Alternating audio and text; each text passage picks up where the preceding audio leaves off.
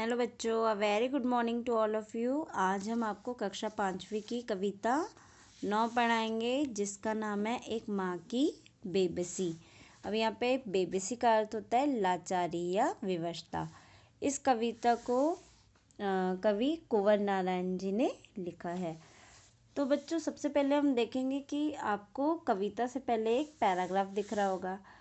इस पैराग्राफ को हम प्रस्तावना कह सकते हैं कि कवि ने थोड़ा सा वर्णन कविता के बारे में प्रस्तावना के रूप में यहाँ पे किया है। तो पहले हम इसे पढ़ेंगे और इसे पढ़ने के बाद हम ये जो कविता है इसे पढ़ेंगे। तो जैसा कि आप देख सकते हैं बच्चों कि एक माँ की बेबसी हमारी कविता का नाम है। तो यहाँ पे एक बहुत ही सुंदर चित्र माँ और बच्चे का बना हुआ है। इन दोनों की ही कहानी को कवि ने कविता में दर्शाया है। तो सबसे पहले हम प्रस्तावना पढ़ेंगे। इस कविता को पढ़ते समय आँखों के सामने कई चित्र बनते हैं। बचपन का चित्र, बचपन के खास समय, खेल और साथियों का चित्र। उन साथियों में एक खास साथी रतन का और एक माँ का चित्र। साथी यानी दोस्त। इसे पढ़ो और महसूस करो। कविता धीरे धीरे पढ़ने की चीज़ है। उसे मन में उतरने में काफ़ी समय लगता है। कभी कभी तो बरसों बाद हम बचपन की पढ़ी कविता पढ़ते हैं तो लगता है पहली बार पढ़ा है इसे। कविता पढ़ने के बाद मन के किसी कोने में घर बना लेती है। किसी कोने में घर बना लेना का अर्थ है कि कुछ कविता ऐसी होती है जो हमारे मन को छू जाती है और वो हमें काफ़ी लंबे समय तक याद रहती है।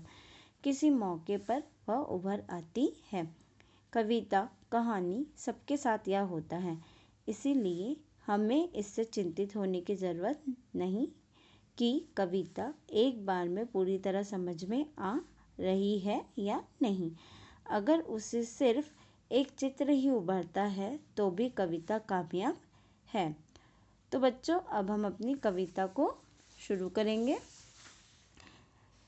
न जाने किस अदृश्य पड़ोस से निकल कर आता था वह खेलने हमारे साथ।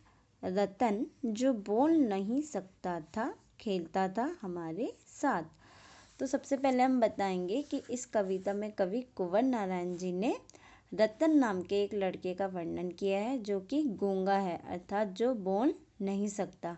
तो यहाँ पे कवि ने रतन नाम के एक लड़के का वर्णन किया है, अदृश्य यानी जिसे हम देख नहीं सकते। तो कवि कहते हैं कि ये जो रतन नाम का लड़का है वो मेरा पड़ोसी है, अर्थात वो मेरे पड़ोस में ही रहता है।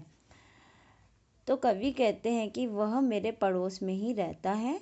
निकल कर आता था वह खेलने हमारे साथ। और कवि कहते हैं कि यह लड़का हमारे साथ ही खेलने आया करता था। रतन जो बोल नहीं सकता था खेलता था हमारे साथ। अब बच्चों, आप लोग भी जैसे जब खेलते हैं तो आप अकेले नहीं खेलते, आपके घर के आसपास के बच्चे भी आपके साथ खेलते हैं तो वो आपके मित्र बन जाते हैं। इसी प्रकार से कवि के साथ रतन नाम का लड़का खेलता था जो कि उनका पड़ोसी था और वो लोग साथ साथ ही खेला करते थे। तो इस कविता में कवि ने अपने बचपन के साथी रतन के बारे में बताया है।